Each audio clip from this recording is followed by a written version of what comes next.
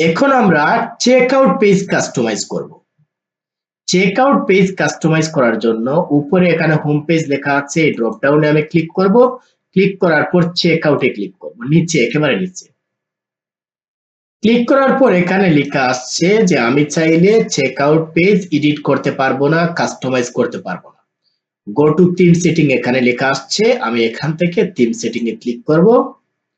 Click করার পর নিচের দিকে স্ক্রল করব। স্ক্রল করার পর এখানে দেখো এই যে চেক আউট আছে, চেক আউটে ক্লিক করব। ক্লিক করার পর এখানে দেখো ব্যাকগ্রাউন্ড ইমেজ, আমি চাইলে এটির জন্য একটি ব্যাকগ্রাউন্ড ইমেজ সেট করতে পারবো। আর এখানে ব্যাকগ্রাউন্ড কালার দেওয়া আছে, এখানে হোয়াইট দেওয়া আছে, আমি চাইলে ব্যাকগ্রাউন্ড কালারটি আমি চেঞ্জ করতে পারি। আমি ব্যাকগ্রাউন্ড কালারটি আমার ব্র্যান্ডিং কালার দিয়ে দিচ্ছি।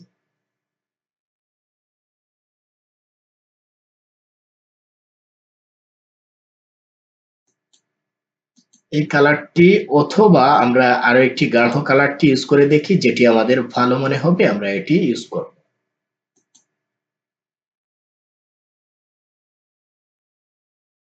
না, এটি হালকা লাইটটা একটু সুন্দর, এটি আমি এখানে দিয়ে দিচ্ছি। এরপর দেখো এখানে ফিল্ড যেগুলো আছে এগুলো হোয়াইট দেখাবে কিনা, এখানে দেখো ফিল্ড গুলো হোয়াইট দেখাচ্ছে, এই যে ফিল্ড গুলো হোয়াইট। এগুলো যদি আমি ট্রান্সপারেন্ট দিয়ে দিই তাহলে মানে এটির সাথে ট্রান্সপারেন্ট হয়ে যাবে, একটু সুন্দর লাগবে দেখতে। আমি ট্রান্সপারেন্ট দিয়ে দিচ্ছি। ট্রান্সপারেন্ট দিয়ে দিলে এরকম হয়ে গেছে, এই যে দেখো অনেকটা সুন্দর লাগছে। এরপর এখানে অর্ডার সামারি ব্যাকগ্রাউন্ড কালার, এখানে এই ব্যাকগ্রাউন্ড কালার দেওয়া আছে, আমি আর ব্র্যান্ডিং কালারটি এখানে দিয়ে দিচ্ছি। এরপর এখানে এই যে টাইপোগ্রাফি হেডিং, এখানে সিস্টেম দেওয়া আছে, আমি যেহেতু আমার ফন্ট লাটো ইউজ করছি আমি এখানে লাটো দিয়ে দিচ্ছি যাতে ফন্ট সেম দেখায়। এরপর এখানে দেখো এসেট কালার, এখানে এই কালারটি দেখাচ্ছে। আমি চাইলে তো আমার ব্র্যান্ডিং কালার হচ্ছে ব্ল্যাক, আমি যেহেতু বাটনে ব্ল্যাক ইউজ করছি আমার এটি মাথায় রাখতে হবে। আর এই যে এসেট কালার, এখানে এই কালার গুলোকে আমি কি করব, এই যে দেখো লিংকের কালার এরকম দেখাচ্ছে, তো আমি চাচ্ছি লিংকের কালার গুলো ব্ল্যাক দেখাবে, তাহলে দেখো এই যে সবগুলো ব্ল্যাক হয়ে গেছে। এরপর বাটন কালার আমি চাচ্ছি যে ব্ল্যাক দেখাবে, আমার যেহেতু সব বাটনের কালার ব্ল্যাক আছে আমি এখানে ব্ল্যাক দিয়ে দিলাম। এরপর আমি সেভে ক্লিক করলাম। আমি কেন চেক আউট পেজে চলে আসছি কাস্টমাইজ করার জন্য, কারণ এটি আমাদের কাস্টমাইজ করার দরকার। কারণ এখন দেখো এখানে বাটনের কালার একরকম থাকে, তারপর এখানে যে ফন্ট গুলো আমি যে অন্য জায়গায় যে ফন্ট গুলো ইউজ করেছি এটি আলাদা থাকে। এর জন্য এখানে এসে আমি কাস্টমাইজ করে নিলাম যাতে আমাদের ব্র্যান্ডের সাথে এটি ঠিকঠাক হয়ে যায়। এরপর দেখো এখানে এই যে কাস্টম লোগো, এখানে দেখো মাই স্টোর দেখাচ্ছে, এই জায়গায় আমাদের লোগোটি আমরা এড করে দেব।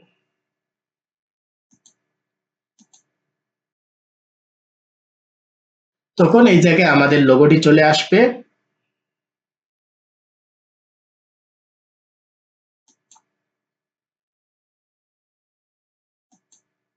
আচ্ছা, এখন মানে আপাতত এটি মানে এখন কাজ করবে না, আর যেহেতু মানে এখনো ক্লায়েন্ট কি করেনি, এটি জাস্ট অ্যাকাউন্ট তৈরি করেছে ট্রায়ালের জন্য।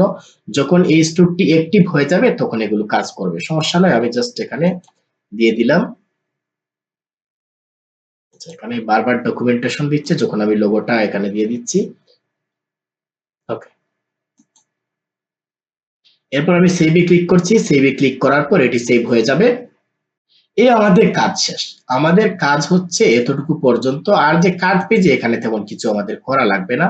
এখানে আরেকটি পেজ আছে, এখানে কার্ড পেজ, এখানে কার্ড পেজ যেটি আছে এটি আমাদের তেমন কিছু করা লাগবে না। আর আরেকটা কাজ আমাদের করা লাগতে পারে, এখানে কার্ড পেজে যেরকম আছে এখানে দেখো কার্ড পেজে যে ব্যাকগ্রাউন্ড কালার, আচ্ছা এটি বর্তমানে কার্ড পেজেই আছে।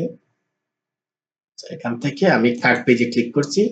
কার্ড পেজে দেখো এখানে আমাদের তেমন কিছু করার নেই, এই যে এখানে যেরকম আছে, এখানে চাইলে আমরা কালারটাও চেঞ্জ করতে পারছি না এই থিমে, সমস্যা নয়, যেহেতু হোয়াইটটা ডিফল্ট কালার এটি সমস্যা নয়, এটি এরকম থাকবে। আরো কিছু কাজ আমাদের করা উচিত, যেমন এখান থেকে কার্ডে ক্লিক করার পর এখানে যে কালেকশনে ক্লিক করার পর কালেকশনটাকে আমরা একটু সেট করে দেই। এখানে দুটি প্রোডাক্ট আছে এরকম দেখাচ্ছে, ঠিক আছে।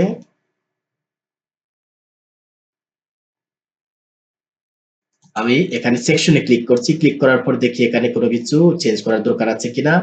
কালেকশন ব্যানার, আমরা চাইলে এখানে একটি ব্যানার এড করে দিতে পারি। যে স্ক্রিন দেখাচ্ছে এটি যদি আমি চাই না যে এই জায়গায় দেখাবে না, এখানে এই যে স্ক্রিনটা দেখাচ্ছে এটি যদি আমি না চাই, যে দরকার নেই।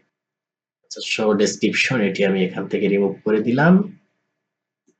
এরপর এখানে এই যে হেডার না, এখানে আমরা চলে যাব, এখানে কালেকশন ব্যানার, কালেকশন ব্যানারে ক্লিক করব। ক্লিক করার পর আমি যদি এটি না রাখতে চাই হাইডে ক্লিক করব, তাহলে দেখো এটি হাইড হয়ে গেছে। আর যদি এটি রাখতে চাই তাহলে রাখবো। এখন আমি এটি হাইড করে দিলাম। হাইড করে দেওয়ার পর এরপরে প্রোডাক্ট গ্রিডে ক্লিক করব। ক্লিক করার পর আমাদের এখানে প্রোডাক্ট কিরকম দেখাবে দেখুন। এখন যদি আমি কালেকশনে ক্লিক করি একটা প্রবলেম হবেই, যেমন এখানে শপে ক্লিক করি। ক্লিক করার পর দেখো এখানে মানে প্রবলেম না যদিও, মানে এখানে দুটি প্রোডাক্ট অনেকটা ছোট দেখাচ্ছে। এখন যদি আমি চাই না আমার প্রোডাক্ট দুটি যেহেতু, তাহলে এখানে ফুল জুড়ে মানে এখানে এই যে যতটুকু বাকি আছে এতটুকু মানে সে নিয়ে নেবে। এটা যদি আমি চাই তাহলে আমাকে যে কাজটি করতে হবে, আমাকে এখান থেকে এই যে প্রোডাক্ট পার পেজ, এখান থেকে 8টি দিয়ে দিলাম, কলাম এখানে দুটি দিয়ে দিই, তাহলে দুটি প্রোডাক্ট দেখাবে। এরপর এখানে এই যে ইমেজ রেশিও, এখানে আমি স্কোয়ার দিয়ে দিচ্ছি। তাহলে যদি ইমেজটা একটু ছোট বড় হয়, মনে করে একটি প্রোডাক্টের ইমেজ একটু বড়, একটি প্রোডাক্টের ইমেজ একটু ছোট, কোনো সমস্যা হবে না। তারপর এখানে মোবাইল কলাম এখানে দুটি দেওয়া আছে, এটি থাকুক, সমস্যা নয়। আমি সেভে ক্লিক করছি। এখন দেখি এখানে এটি বড় হয় কিনা।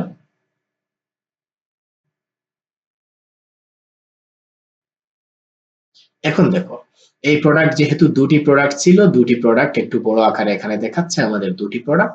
এখন অনেকটা সুন্দর লাগছে দেখতে, কারণ এখানে ছোট যেহেতু আমাদের দুটি প্রোডাক্ট নিয়ে আমরা কাজ করব, বলে কেউ যখন শপে ক্লিক করবে যাতে একটু বড় করে দেখায়, স্ক্রিন জুড়ে দেখায়, এই কাজটা আমরা করে নিলাম। তাহলে আমাদের কাজ, আমরা এই স্টোরে যা যা করার দরকার, এই স্টোরে যা যা করার দরকার, ক্লায়েন্ট যা বলেছিল তাও করেছি, এর চেয়ে কিছু এক্সট্রাও করেছি, যা যা করার দরকার আমি করে দিয়েছি। এখন আমার কাজ হচ্ছে স্টোরের কাজ শেষ। এখন ক্লায়েন্টের কাছে কি করব, আমি ক্লায়েন্টের কাছে জাস্ট বলবো যে দেখো কোনো কিছু চেঞ্জ করার দরকার আছে কিনা, বা কোনো কিছু এড করব কিনা, কোনো কিছু রিমুভ করব কিনা। ক্লায়েন্ট যখন দেখবে, দেখার পর সে যদি কোনো কিছু চেঞ্জ করার কথা বলে, তখন আমরা চেঞ্জ করে দেব। চেঞ্জ করে দেওয়ার পর যখন ক্লায়েন্ট ফাইনাল করে ফেলবে যে ঠিক আছে এখন মানে আমি এটি অ্যাপ্রুভ করে ফেলবো, আমি ঠিক আছে সবকিছু, তখন আমরা কি করব, এটি ফাইনাল দিয়ে দেব যে এই কাজটি শেষ হয়ে যাবে। এখন দেখো এই জায়গায় এটা গেট এ মানে $5 একটা প্রবলেম। এখন মনে করো ক্লায়েন্ট, তুমি এটি ক্লায়েন্ট চাইনি, আমি দিয়ে দিয়েছিলাম, মানে এই যে অ্যাপটি ইনস্টল করেছিলাম, অ্যাপের মাধ্যমে এটি চলে আসছে। এখন মনে করো ক্লায়েন্ট ছিল না, এটি আমার তো দরকার নেই কারণ আমি চাচ্ছি না। ওকে, নো প্রবলেম। জাস্ট চলে যাবো এখান থেকে অ্যাপে। অ্যাপে চলে যাওয়ার পর এখানে লুকস, এই যে লুকস অ্যাপটি আছে, অ্যাপে চলে যাওয়া, চলে যাওয়ার পর এটিকে রিমুভ করে দেওয়া। মনে করো মানে ক্লায়েন্ট যেহেতু এটি বলেনি, আমি করেছি, জাস্ট এই অ্যাপ থেকে চলে আসছে, আমি এখানে ডিসকাউন্টের একটা সিস্টেম ছিল আমি দিয়ে দিয়েছি। এবার ক্লায়েন্ট হয়তো এটি পছন্দ নাও করতে পারে। এখন তোমার কাজ হচ্ছে এটিকে রিমুভ করা, মানে রিভিশন আকারে বলছি। ক্লায়েন্ট হয়তো চাইলো না এখানে যে এই যে গেট $5 এটি আমি চাচ্ছি না, বা একটু মানে এটি আমি দেখাতে চাচ্ছি না, এরকম কোনো কিছু আমি চাচ্ছি না। যেহেতু ক্লায়েন্ট চাইবে না, তখন আমাদের কাজ হচ্ছে এটিকে রিমুভ করে দেওয়া। তো এর জন্য আমাদের ক্লিক করতে হবে, এই যে অ্যাপে চলে আসলাম, এরপর এখানে রেফারেলে ক্লিক করব। ক্লিক করার পর এরপর এখানে উইজেটে ক্লিক করব। এরপর সেটিং এ ক্লিক করি, ক্লিক করলে মেবি এটি অফ করার কিছু অপশন পেয়ে যাব আমি। আচ্ছা, অফারে ক্লিক করি। অফারে ক্লিক করার পর দেখো এখানে মানে $5 মানে $10 ফিক্সড অ্যামাউন্ট দেখাচ্ছে এরকম। এরপর আমি আবার এখানে সেটিং এ ক্লিক করি, একটু খুঁজতে হবে এখানে কোথায় আছে। আচ্ছা, এখানে মানে এই যে সাইট রেফারেল এটিকারে ক্লিক করি, ক্লিক করলে মেবি আমি এটি পেয়ে যাব। এটি মনে হয় এটিতে আছে। হ্যাঁ, ঠিক আছে। এখন দেখো এই যে এখানে অ্যাক্টিভ আছে, এটি আমি কি করব, এটিকে এই টিক মার্কটি তুলে দেব। তুলে দিলে আশা করা যায় এটি চলে যাবে। আর ক্লায়েন্ট যদি না চায়, মনে করো ক্লায়েন্ট চাচ্ছে না, আমি এটি রাখতে, দেখো এটি এখন চলে গেছে। তো এখন এইভাবে আমরা কি করতে পারি, রিভিশন গুলো দিতে পারি। ক্লায়েন্ট চাচ্ছে না এটি আমার ইউজ করতে, অথবা ক্লায়েন্ট চাচ্ছে না আমি এটিতে মানে অন্য কিছু চাচ্ছি, বা এটা আমি 10% জায়গায় 5% দেবো, এরকম কোনো কিছু চাইলে আমরা এই রিভিশন গুলো দিয়ে দেবো। এরকম কিছু রিভিশন থাকবে। এরপর হয়তো ক্লায়েন্ট চাইবে না তুমি প্রোডাক্ট পেজে আরো কিছু ইনফরমেশন এড করো, তো এড করবা। এরপর হয়তো ক্লায়েন্ট চাইছে যে ঠিক আছে ওই মনে করো এই ইমেজটাকে তুমি ফার্স্টে নিয়ে আসো বা ওই সেকশনটাকে তুমি ফার্স্টে নিয়ে আসো, অথবা মানে এই প্রোডাক্ট যে সেকশনটা এটাকে তুমি নিচে নিয়ে যাও অথবা ওই জায়গায় রাখো।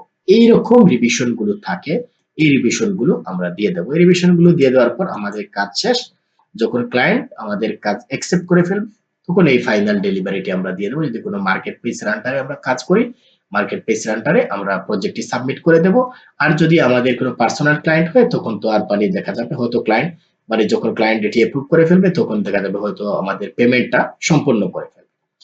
এই এতক্ষণ পর্যন্ত আমি যা দেখিয়েছি, একটি স্টোরে যা যা দরকার, একটি প্রফেশনাল ওয়েবসাইট তৈরি করতে যা যা দরকার সবকিছু কিন্তু আমি দেখিয়ে দিয়েছি।